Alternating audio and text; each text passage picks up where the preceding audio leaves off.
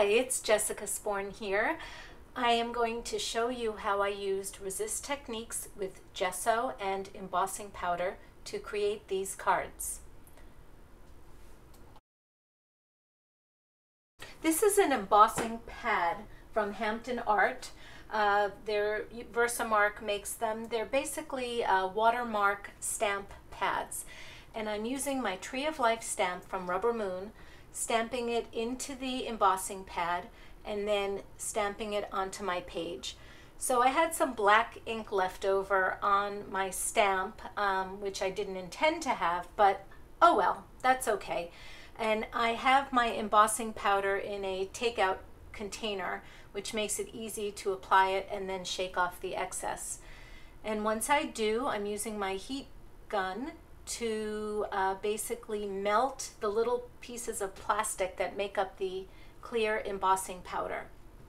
Now I'm going to go through the same process with the Hamsa stamp, Hamsa. You can say it either way. When the fingers are pointing down like this, it's a sign of blessings pouring down on you. When the fingers are pointing up, it's a symbol of protection. So here I'm using white embossing powder because, again, there was black ink left over on my stamp, and rather than clean it off, I'm just using the white embossing powder. Now I'm going to use various stencils from Stencil Girl products with white gesso. And stenciling with the white gesso is going to create a resist when I later use my watercolors to create backgrounds for my embossed images. So I often go through my stencils and pick out words or little parts of the stencil that I think will be good for whatever it is that I'm creating. So always remember to look at your stencils and your stamps with a keen eye to pieces and parts that can just add to your projects without using the entire stencil. And I'll be listing the names and the links to all of these stencils and the stamps in my blog post and underneath this video.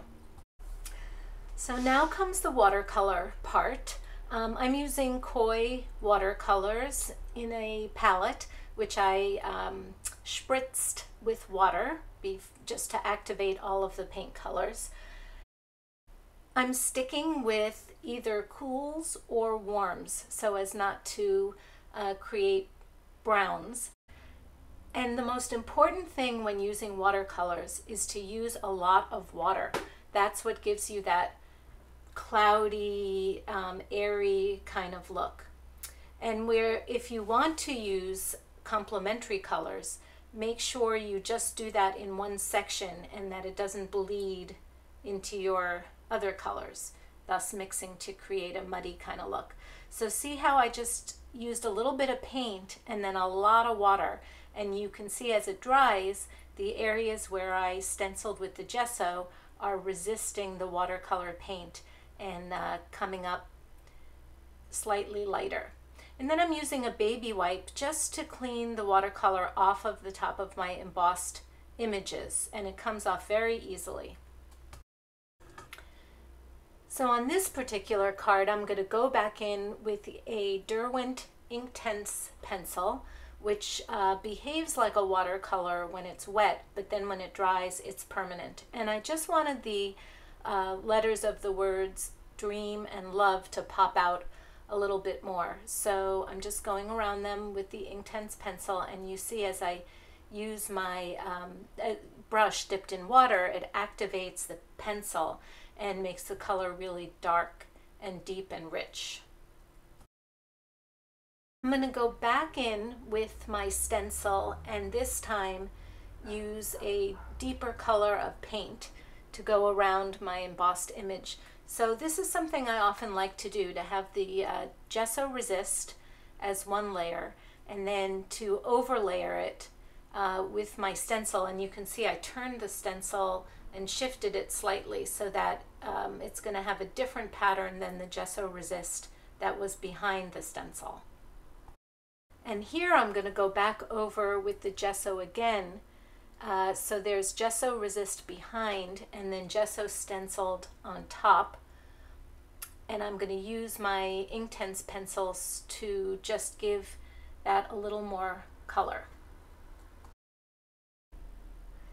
Now on this one, I didn't like that the tree was so pale compared to the rest of the card. So no worries, I'm just taking a very thin brush and some Van Dyke brown paint and going over the embossed stamped image.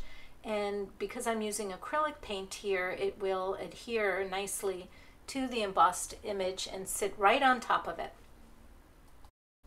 And I'm just using my thin brush here to add some leaves and some different color leaves and some fruit. And then I'm going to take my brush and very, very loosely with that Van Dyke brown mixed with some black, outline and add a little stripy vein in the middle of the leaves that I stenciled over.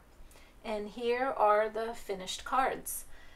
Even though they're all made with stamps and stencils, they have a painterly look to them because I added my hand to all of the elements.